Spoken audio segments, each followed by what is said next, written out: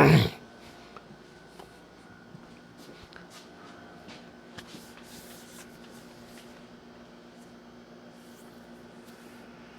I want to welcome you to the broadcast. Thank you for joining. I'm just checking one quick thing here. I'm going to make sure that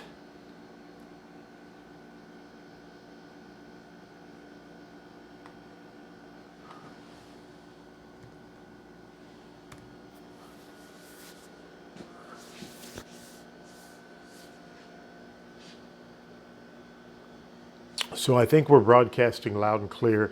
I have the ability to look over on the side here, so I'm just going to make sure that I'm set up and everything's working correctly.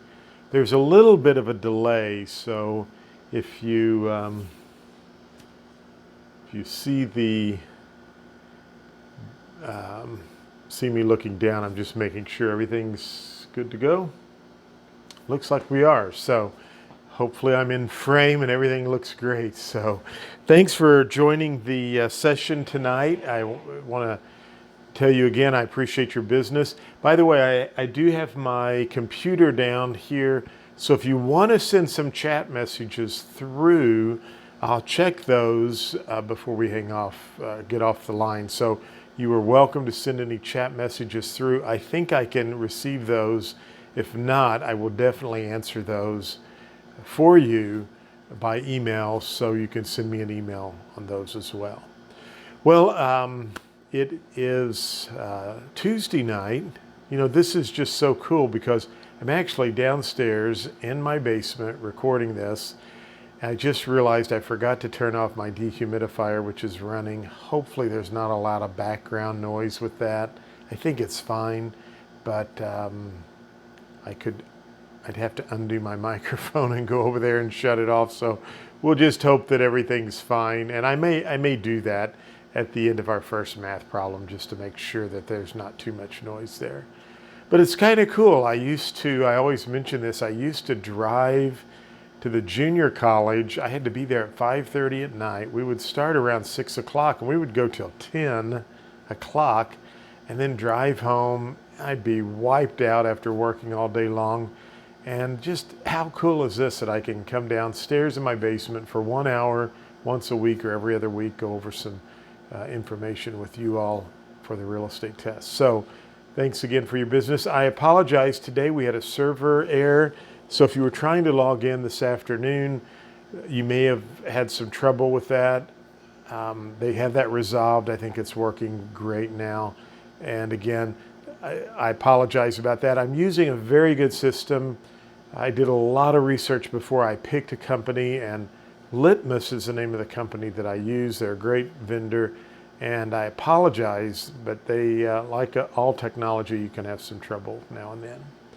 So we've got folks on the call from South Dakota and Missouri, soon to be Kansas. We'll have students that will be joining us from Kansas, and we're working on Hawaii and a couple of other states. So welcome to the broadcast. We're going to continue on with some math. There's a really cool system that I can get with my iPad, and that's my goal in the next few weeks, to where I can add overlays, and I could have a different camera over here or one over there. I'm going to be fixing some lighting in here, but I can actually press a button on my iPad and it will tell you right on the screen what the question is. But unfortunately, we don't have that opportunity tonight. So I'll read the question to you, and then I'll write the notes up here on the screen. You just sit back and watch. These questions will be in your material. So as you go through the material, you'll see these questions. You'll be able to answer it. And if you want to watch and need more help, you can click on the video here to watch that as well.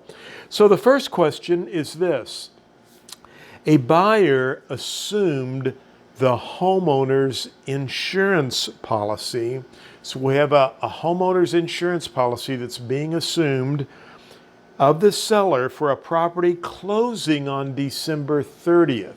Okay, so a couple of things we need to write down here. We have what's called an insurance assumption, okay? And the problem tells us that closing is set for December 30th, okay? Now, the policy costing $675. So we know that this insurance policy, the cost of it was $675. And it begun on February the 1st, okay? If the policy expires,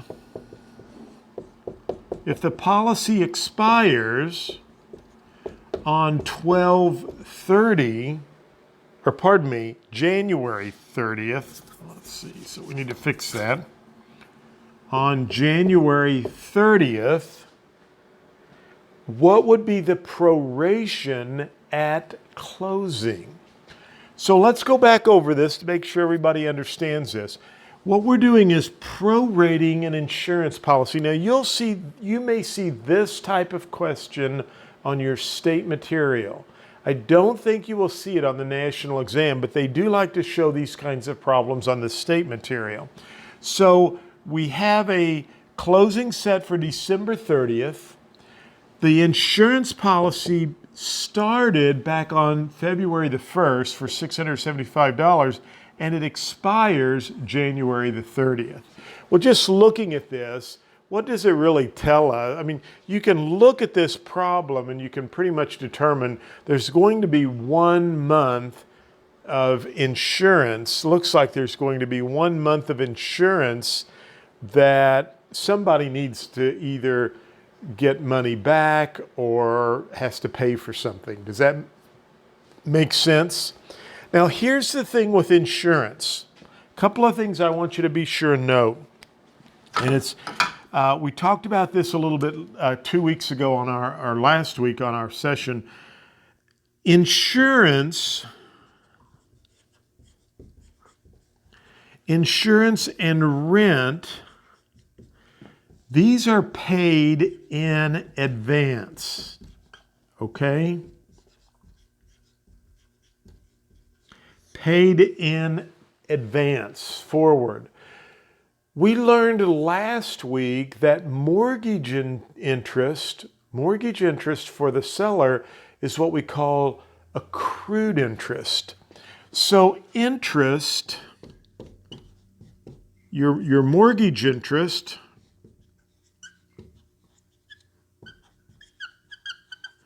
is paid in arrears. I'm a creative speller, okay? So what does that mean? Let's think about this. If you're paying, let's look at 2 examples here. If this is the 1st of the month, so let's just say this is April 1st. If you pay rent, you're paying for the month of April through the 30th of the month, okay? So if the buyer pays rent on the 1st of the month, right here, that rent is paid to the seller, right? The seller collects the rent and keeps it. Now, if you close that rental property on the 15th of the month, the seller really needs to give the new buyer 15 days of rent. Why? Because rent and insurance are paid in advance. So if you pay rent on the 1st to the seller and the seller sells his property to a new buyer on the 15th, then there is 15 days of rent that the seller collected that they're not in ownership of the property. They really need to give 15 days of that rent to the new owner. You see that? So rent and insurance is paid in advance.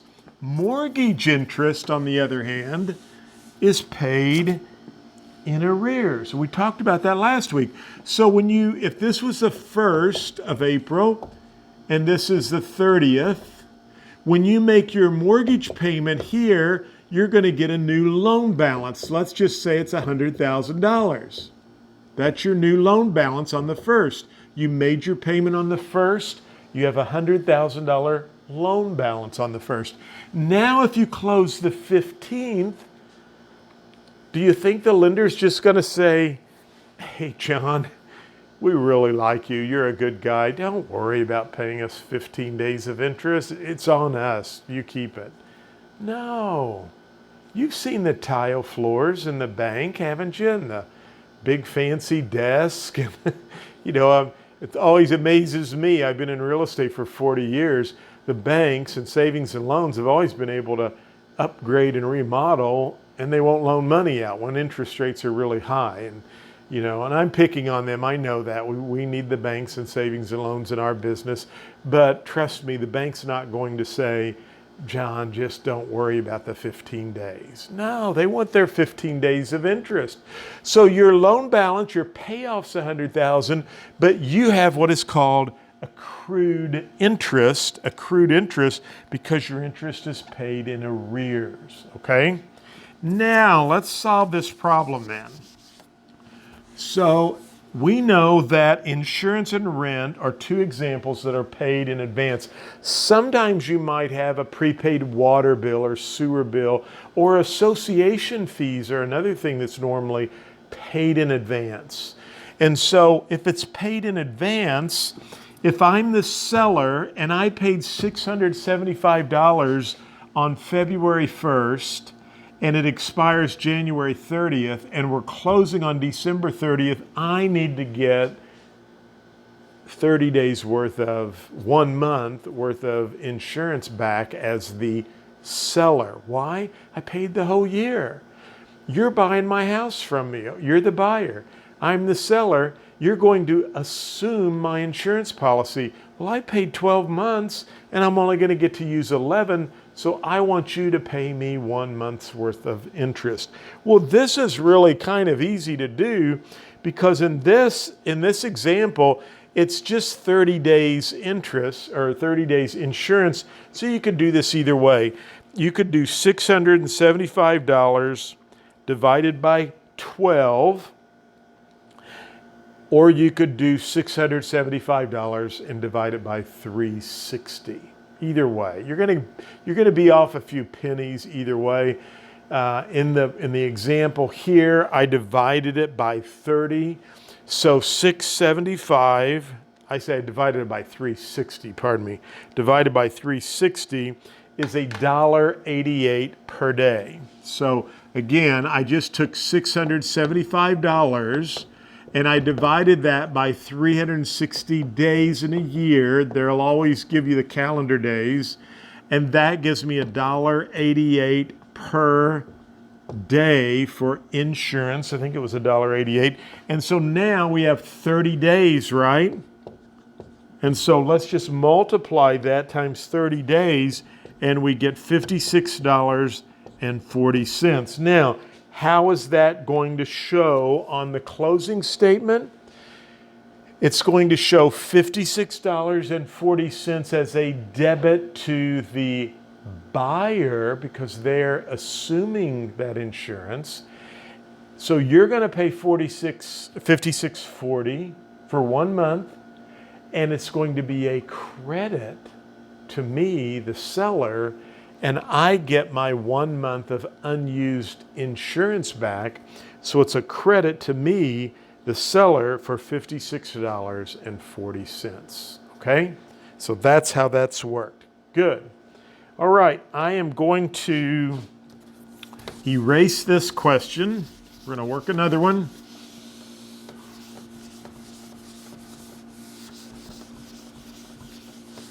And I'm going to turn the dehumidifier off because I'm a little worried we might have some background noise. So give me 1 second.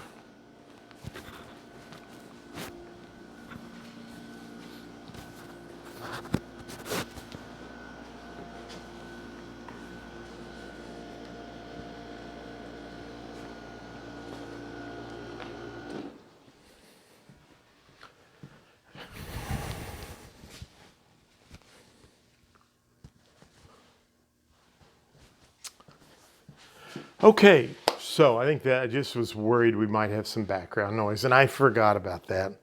My apologies. All right. So the next question is this, and I'll write this information up on the board, but I'll read it to you as we go through here. A married couple wants to list their house at $149,900. So this is what they want to list for $149,900. Okay? They agree to pay the broker a commission of 7%. So they're going to pay a 7% commission to the broker. I'm going to abbreviate that. As of September 1st, they have a $42,500 remaining on their loan. So $42,500 remaining on loan. And that was as of September 1st. So that's 9/1, okay? With an interest rate of 8.5%. So that's their interest rate. Property taxes in the amount of $950 were paid for the previous year. Now notice they're saying property taxes for $950 were paid for the previous year. That's just extra information they're trying to throw you off. It's really nothing to worry about. What we understand here is the taxes are $950. The buyers agreed to pay the title insurance for a price of $350 and a termite inspection of $40. So I'm going to put this in green, and we're going to put buyer agrees to pay for title insurance and termite, I think was it. And those were both $350 and $40.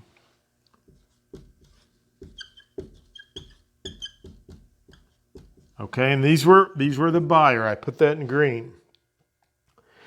Closing is set for September 30th. So we're going to close on September 30th. The couple asked their salesperson, what will their approximate net gain be if the house sells for the asking price? Okay, so the couple asked their salesperson, what will their approximate net gain be if the house sells for the asking price? So if it sells for this, what will their approximate net gain be? Kind of worded a little odd, but let's kind of dig through this. Well, the first thing we need to do is we know what the buyer's paying this. You know what? This is just extra information we don't even need to know about, do we? So we'll take that out. We do need to figure out what the commission is on this. And so if we do a little T problem here, I'm going to do a T problem. Remember, total part percent. Do we know what the total is? Where should this go? Is it part or is it total? We're solving commission, which is 6%, or if we move the decimal over, it's 0.06. I know some of you are new in the class because we've had a lot of new people sign up this week. That first introductory math video, hopefully you watched that on how to use the T problem. But we know the commission rate's 6%. Well, our commission's going to be the smaller number, so we're solving for the smaller number, the number on top. And remember, we do the dividing. So the 149.9 goes right there. And what does our math tell us to do? It tells us to multiply. So 149.9 times 0.06, or actually, sorry, Read the question, John. 7% commission. Now, that would be 0.07 because we move our decimal over. It's a good time for me to talk about antitrust and price fixing, okay? Commissions are always what? Negotiable. That's a test question. Commissions are negotiable between brokers and sellers. Commissions are always negotiable between brokers and agents. And so you can't price fix. And I should have looked at the problem better. So it's 7% commission. So 149.9 times 0.07. Why do we multiply? Because we have the two bottom numbers, right? We're solving for the top number. And that gives us $10,493. $10,493, okay? That's the total commission. Now, the loan balance is $42,500. And one of the things we're going to have to find out here, because the loan balance was $42,500, but that was on, if I go back up to the problem, remember I said as of September 1st, the loan balance was $42,500, but we're closing on the 30th. Remember, interest is paid in what? Arrears. So we have some accrued interest to figure. So on the closing statement, we have a $42,500 payoff. But you know what? We're going to have 30 days of interest that's also due. And that's what we've got to try to figure out now. So let me get rid of the commission up here. I'm just going to put my numbers down here. So we know we have a commission equals $10,493. By the way, I did find a really cool larger board that I will be installing. And so we'll have more space here for me to work and do some of that. And again, I'm going to be moving some of the lighting around and doing some things. So we know we have a commission of $10,493. We also know we have a payoff of $42,500, don't we? That we're going to have to figure, because they want to know how much they're going to net. So now we got to figure out how much is this 30 days of interest, and how do we solve that? Well, we're going to go up here to a T problem. Do we know what the interest rate on the loan is? Yes, it's 8.5%. John said move that decimal over 2 places, so we're going to put that as 0.085. Okay? That's our rate. We know that goes there. Now, what are we trying to solve here? We know this 42.5 is the payoff. We've got to figure out what the interest is. So remember, part total, we're solving for annual interest. Okay, 360 days worth of interest. So if we put 42.5 here, and our math tells us to multiply 42.5 times 0.085, we get $3,612.50. Now that is annual interest, or I really like to say it's 360 days worth of interest. If that's a full year's worth of interest. So all we have to do there is divide this by what? 360. And that's going to give us the daily interest, which is $10.03 per day. So that's your daily interest. Now, let me just remind you here that the closing is set for the 30th of the month. So we need to take $10.03 times 30, and that will give us the accrued interest.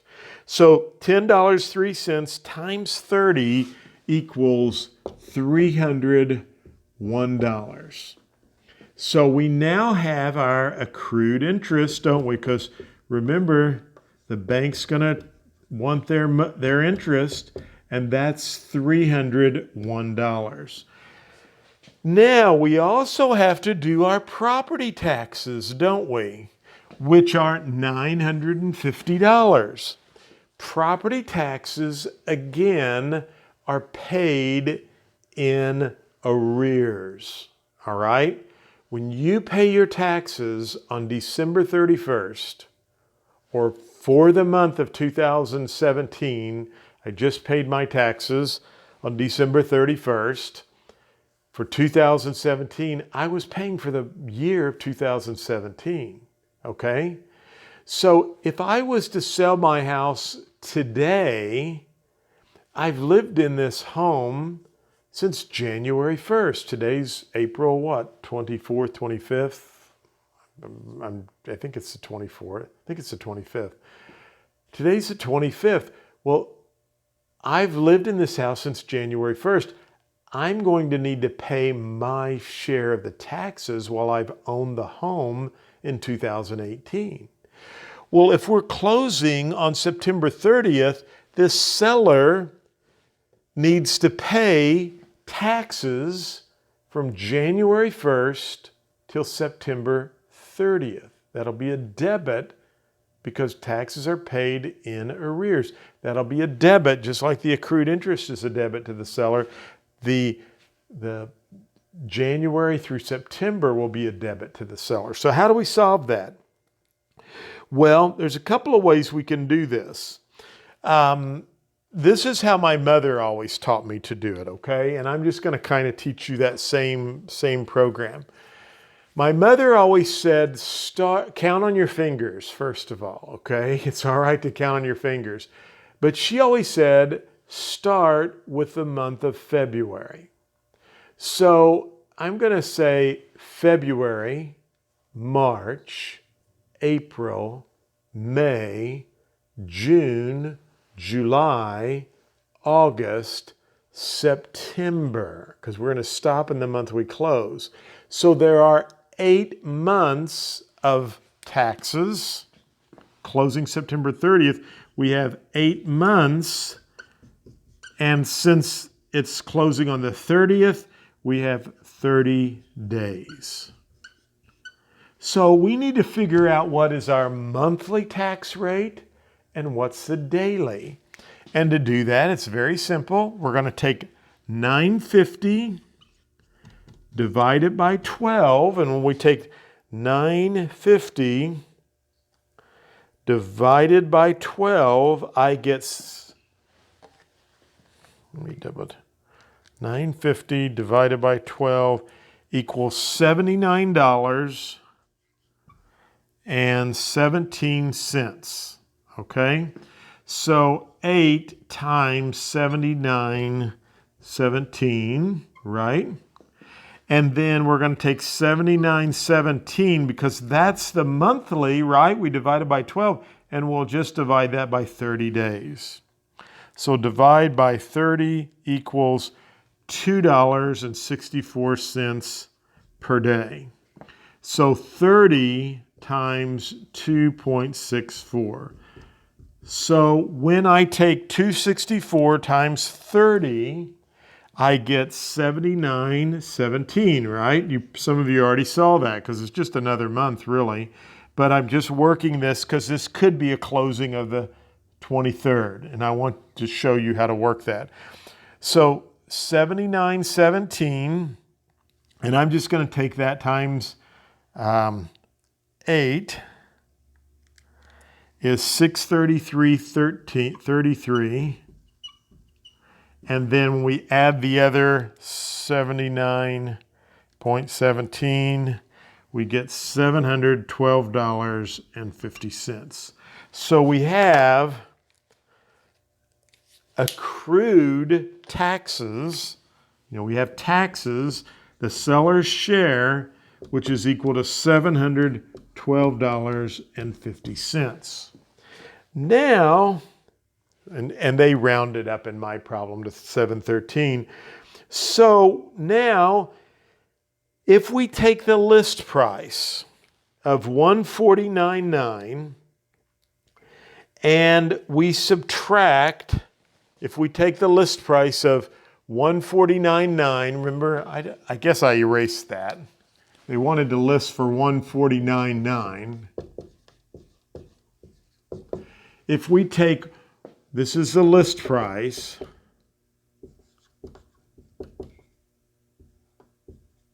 $149.9, and we subtract the commission, subtract the loan balance, subtract the accrued interest, subtract the taxes, we get $95,803 plus or minus.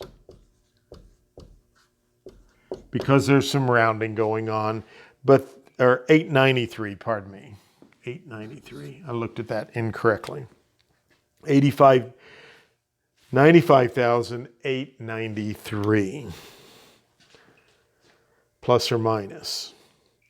So, what we had to do in this problem, and this is a typical question you may see on the state examination, is you're just going to have to run through, and again, one of the items was they gave us some information that was just throwing you off. The buyer will pay for this. Well, good. We appreciate that.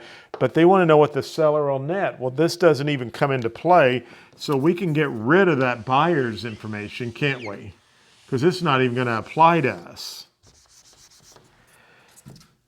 But we do need to figure out what the loan payoff is and the accrued interest. We know the loan payoff. We had to figure the accrued interest. We do need to figure out what the seller's portion of the taxes are, because remember, taxes are paid in arrears.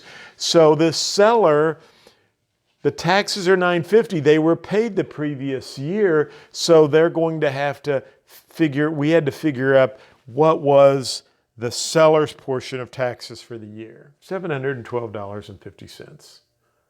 And that's how you do that. And then we also had to figure in our commission, and then you just subtract all of that. You get your answer. So it looks a little complicated, but don't let it concern you. These you can do. They're really not that difficult. Just watch for excess information. Now, I've mentioned this on another video. They are very good to give you this question that's about that long, and it will just freak you out, okay? And when you get down to the bottom, they'll ask you some silly question, and it's like all of that other information in the question is meaningless. They just want to know, how would the earnest money be shown on the closing statement? What's a credit to the buyer? But you got all these other numbers and things people are paying and everything going on. Don't let that scare you, okay? Read the question very carefully. But hopefully you understand that a little better, how we did that. And that's a typical math question you'll need to know how to do. All right, let's erase that.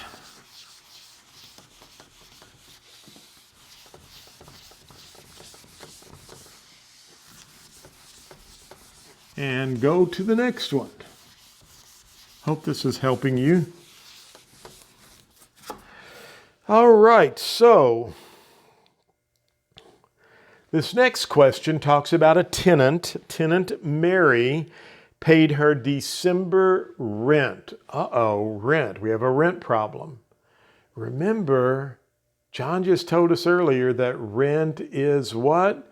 Paid in.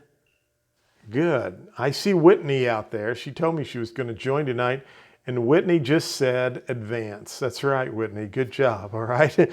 So tenant Mary paid her December rent on November 28th in the amount of $800. So the rent is $800, and it was on November 28th. What was that? Paid her December rent on November 28th. So she paid, this was the December rent. Now they're just trying to throw you off that she paid it on the 28th. It's December's rent. Let's read on, but if she paid it early, that rent's not going to go into effect until December 1. But let's read on. On December 5th, Mary's landlord sold the property to a buyer who would become the new landlord. Rounding to the nearest dollar, what was the prorated rent at closing? So the property closes on the 5th. Now again, who cares? She paid her rent early. That rent was not going into effect until December 1st. So it's not like she gets, just because she paid November 28th, that the owner got a couple extra days. No, the owner really just got what? The owner got 5 days of rent, and the new owner is going to get to collect the other 25 days. So how do we do that? Well, we want to take $800 and divide it by 30. Good. And when we divide 800 by 30, the daily rent is $26.67. Now, it closed on the 5th, and we always presume a 30-day month, okay? Normally, it's always going to be a 30-day month, 360-day year, unless they tell you differently on the exam. Otherwise, 30 days. So don't worry about the 28th. Mary, this rent was from the first 5 days. So we just need to take $26.67 times 25 days, because that's going to tell us how much rent that the buyer will receive. And that is $666.75, okay? Now, that's going to be a debit to the seller and a credit to the buyer. Now again, think through this with me, okay? Rent is paid in advance. Mortgage interest is paid in arrears. Since the rent was paid in advance, how much did Mary give the owner on November 28th? But it was for December's rent. She gave him $800. Let's pretend that I'm the owner on December 1. And Mary gives me $800 on November 28th, but it's for December's rent. I collect $800. I sell the property on the 5th. Well, Mary's rent was paid for the whole month of December, but I only own the property for 5 days. But I had collected $800. Well, I'm going to have to reach in my pocket and pull out 25 days worth of rent, or $666.75, and I won't pull it out of my pocket. They'll just do it on the closing statement. And so they will charge me $666.75. So that's going to be a debit, and they will credit the buyer $666.75. And so the buyer then gets to earn that 25 days worth of rent. Okay? Hopefully that makes sense. That's how you do a rent problem. And rent is always paid in advance. Mortgage interest is always paid in arrears, accrued interest. Okay. Good job. You know, throughout the course, I did, though, last year when I put the course online, I did all these end of course videos. You know, just to tell you a little bit about myself, I got my real estate license in 1978 at the age of 18. My mom said, hey, you only have to be 18 to get your real estate license. And I thought, well, that's pretty cool. I'll go get my real estate license. And it was a great gig for somebody going to college. I crammed 4 years of college into 5.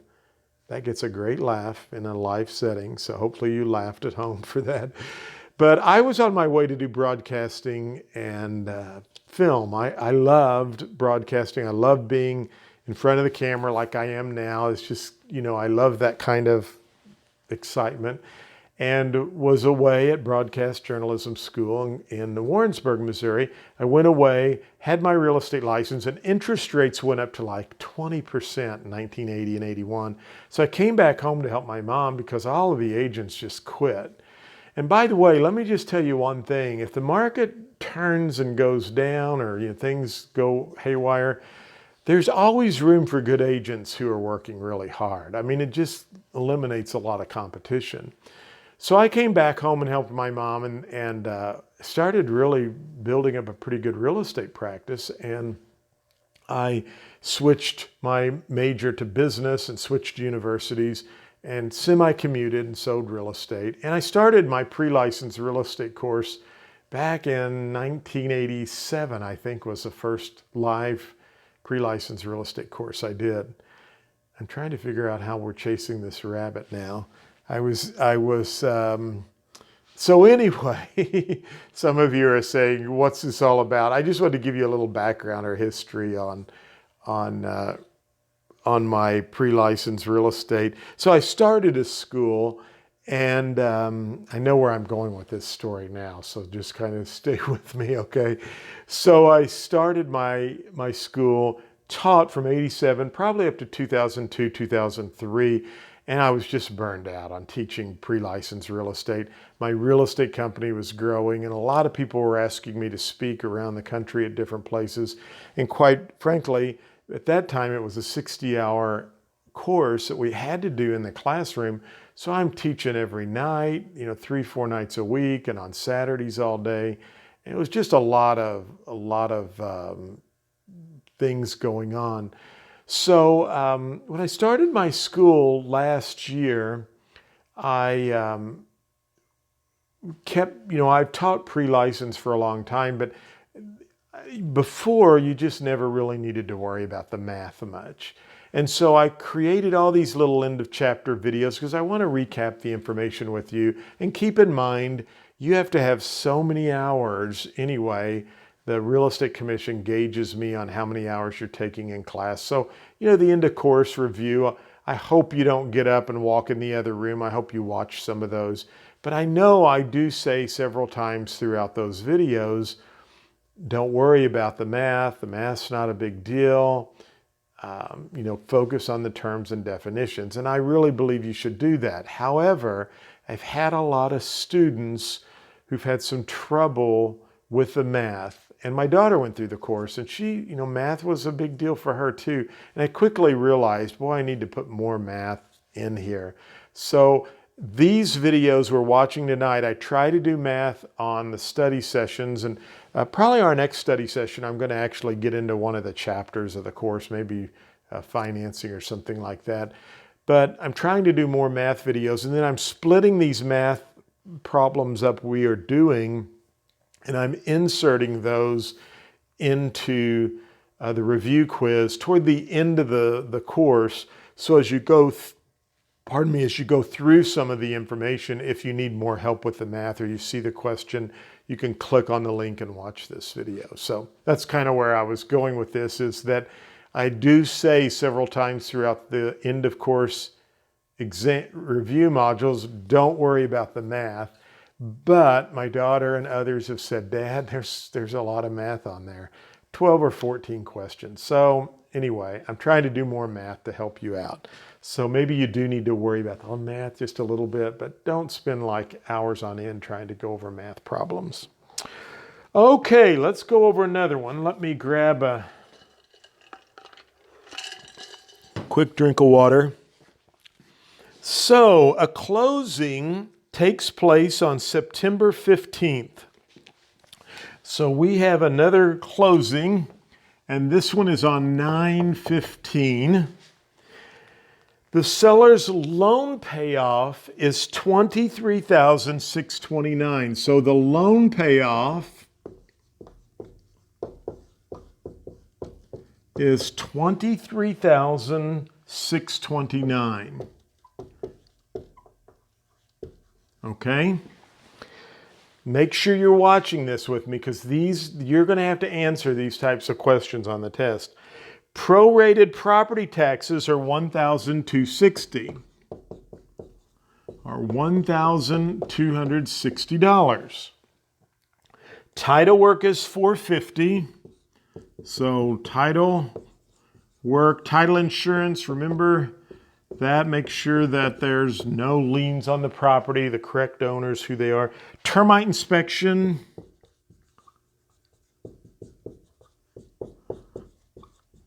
is $75. And the mortgagor's title insurance is $450. Now, this is something interesting here. The mortgagor title insurance is $450. This is a red flag, although I'm going to write red, okay? Because the mortgagor, and some of you have not gotten to chapter 15 yet, is the borrower. Mortgagor, borrower. The mortgagor, the borrower's title insurance is $450. We don't probably have to worry about this if they're asking a seller question, okay? The buyer is paying for all inspections. Okay, so then that would be paid for by the buyer. Another red flag, even though it's not, I'm using a black marker. The seller is providing a home warranty of $425. So this is for the seller, a home warranty, which is $425, okay? What are the total seller debits? What are the total seller debits?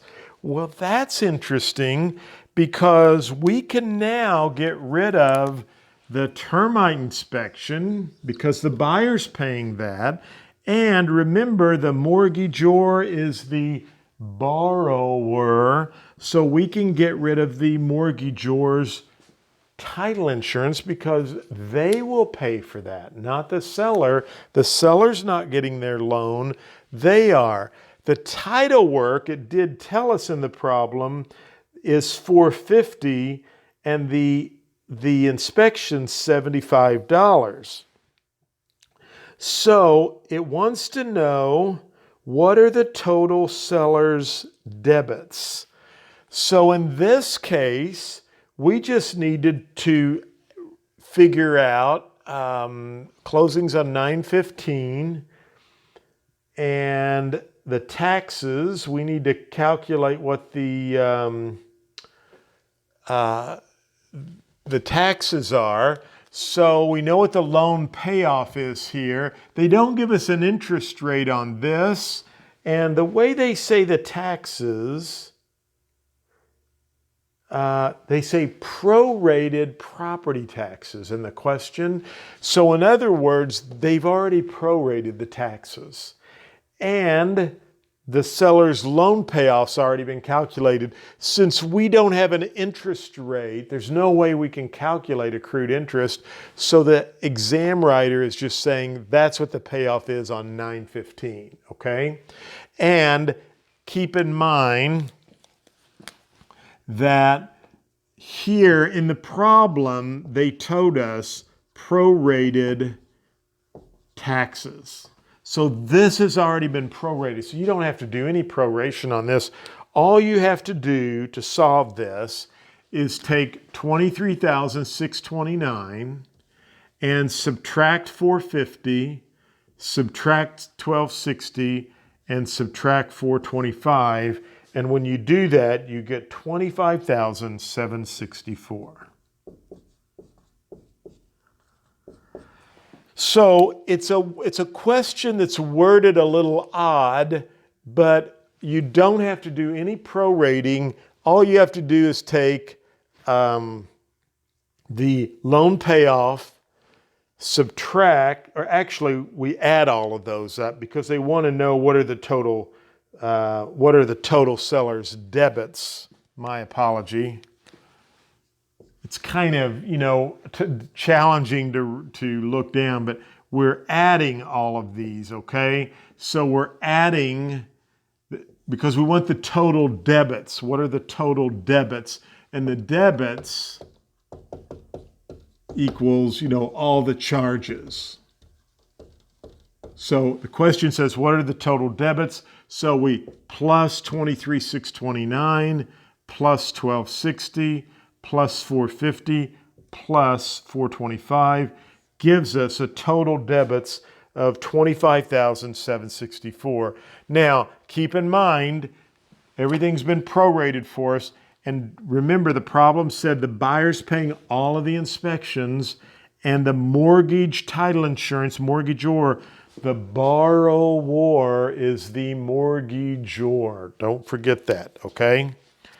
All right, so that's how we do that problem. My apologies that I was subtracting, but hey, it's always good sometimes if the teacher messes up, because sometimes you'll remember that mistake and maybe you caught that and that was good. So it's the way that was worded, I actually answered that incorrectly.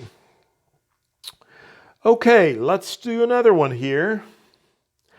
A seller accepted an offer for an October 10th closing. So we have an October 10th closing. A seller accepted an offer for an October 10th closing. Taxes in the amount of $1,263 were prepaid for the year. Now that's interesting. Were prepaid for the year. So I know I've been stressing that taxes are paid in arrears, but if the question says they're prepaid, okay? So we have to remember that. Using a calendar year, what would be the tax proration if the seller is paying the day of closing? So we want to know what the proration is, and they tell us in the problem the seller is paying the day of closing. Okay, so how do we solve this? The easiest way to solve this, and there's a couple of ways you could go about doing this. So here's how I'm going to do the closing here. And there's a couple, the way that my friend did this is basically, I'll show you that first. They took 1,263 and divided it by 360 days to get the daily tax amount. And that is equal to $3.46 per day. Now, they calculated that there were 82 days left in the year. Remember, the taxes are prepaid. So we've got to give a credit for 82 days to the seller, because they're not going to own the property. We're just actually figuring this as you would rent. If I paid my taxes for the entire year and I did not live there for 82 days, I would want to get my 82 days worth of taxes I had already paid back. So they calculated 82 days. Well, you could do that by looking, because the seller pays here on the day of closing. We know that there are November and December, so that's 60 days. And we could say the 11th, 12th, and they could have, because there may be something else in there, the 11th, 12th, 13th, 14th, 15th, 16, 17, 18, 19, 20, there's 10 days. 21, 22, 23, 24, 25, 26, 27, 28, 29, 30, is 20 days. So that gives us 80 days. And there's 31 days in October, and there's 31 days in December. So that's where they got the 82 days, okay? So you could do that as well. There's several ways you could go about getting this. And again, if you just get within a few dollars, you're going to be fine, okay? Because they don't give you answers that are real tight together. So in this case, you would just multiply times 82 days, and that would give you $283.72. Now, let me work this another way, okay? And that would be, and again, this would be a credit to the seller and a debit to the buyer. Whoops. The only reason we know it's going to happen this way is because they tell us it's prepaid for the year. Normally, taxes are always going to be figured in arrears. So the other way you could do that is to take 1263 and divide it by 12, right? So let's do that. 1263 divided by 12 gives us $105.25. Now let's take 105.25 and divide it by 30. And that's $3.51. Now you could then look at this and say, okay, there are 2 days, there are 2 months left. So I have 105.25 times 2 gives me 210.50.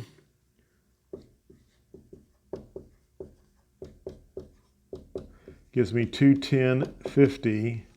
And it's $3.51 times, now the seller paid for the 10th, so I'm just going to say times 20 days. Okay, so 3.51 times 20 is $70.20. Just want to see here. That looks like that's $280.70. And what do we have here? $283.72. So again, if you do this method and this is the answer you see, they're not going to have any answers that close, okay? So if you get this and you're off a couple of dollars, just realize it's probably those 2 extra days. So don't panic, just go with the closest one you have, okay? But key point about this question is that they tell you in the question that the taxes are prepaid, okay? Normally, taxes are always going to be paid in arrears. But if you see that, you just have to flip it around and be conscious and careful about that. Okay, let's do a couple more and then we'll call it a night.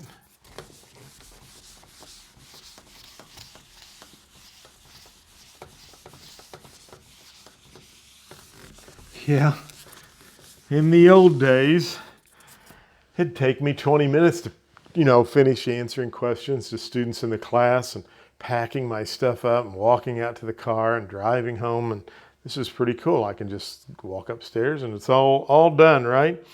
What is the total paid interest in 8 months on a $13,000 term loan at 6% annual interest? Okay. What is the total paid interest? So we're looking for interest. And we have a $13,000 loan. We have 8 months that are listed in this problem and a 6% annual rate. And they want to know what is the total interest paid. Well, the first thing we need to do is work our T problem. Put my math on there. Remember, that's total, that's part, that's your rate. So we know this is 6% John says move the decimal over 2 places, so that's 0.06. Now, what goes on top and what goes on bottom? This is the loan amount. We're solving for the annual interest, right? So let's just put 13,000 down here because we know that's the bigger number. Our math tells us to multiply, so 13,000 times 0.06 will give us the annual interest, which is $780. Now we just need to divide that by 12, don't we, to find out what the monthly rate is, and that's $65 a month. And it was an 8-month loan. So now we just take $65 times 8 months, and we get $520. That's how you solve that problem. Not too difficult. Again, take your annual interest times your interest rate, gives you the annual interest, and then divide by 12 to get monthly interest. And look at the problem. It's 8 months. What's the interest in 8 months? $65 times 8 equals $520. Okay, we're going to work one more here.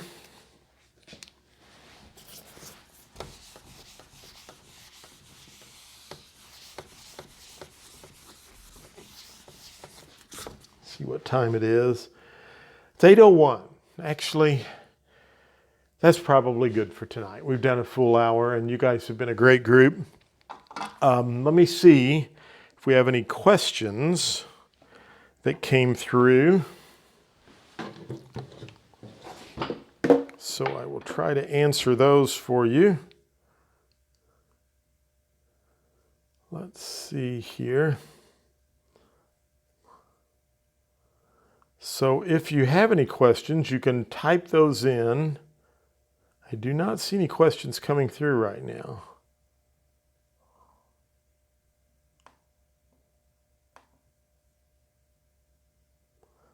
So I do not. I have the live chat on. So if you want to ask a question, feel free to do that. So I'm not seeing any questions coming through. I hope this was helpful for you. Again, I want to say thank you for your business, and please reach out to me if you have any questions. I'm always here to help. I want to help you pass the exam. I want to have the best school out there. I want to be available for my students, and I appreciate it when you ask me questions and you need help. Always feel free to reach out to me. And let me know how you enjoyed the session tonight. I'd appreciate an email. And if this was helpful, if there's something I could do differently. Again, it's a little challenging because I'm trying to read the questions to you. Now, you will see these questions in your course material, and you'll have the opportunity to click on the link. I'm trying to add a lot of feedback, whether you get questions right or wrong. And so on most of the math problems, I'm trying to have the ability for you to click on a link and watch how that's worked. So this helps me to do the live study sessions because I'm able to teach you some information now, and I can repurpose that content through the course. But always feel free to reach out to me or ask questions, and let me know how this helped or what I can do a little differently. So thanks again. Have a great night. Keep studying. You're going to do fine. And I just appreciate your support and your kind comments. So thank you so much. Have a good evening.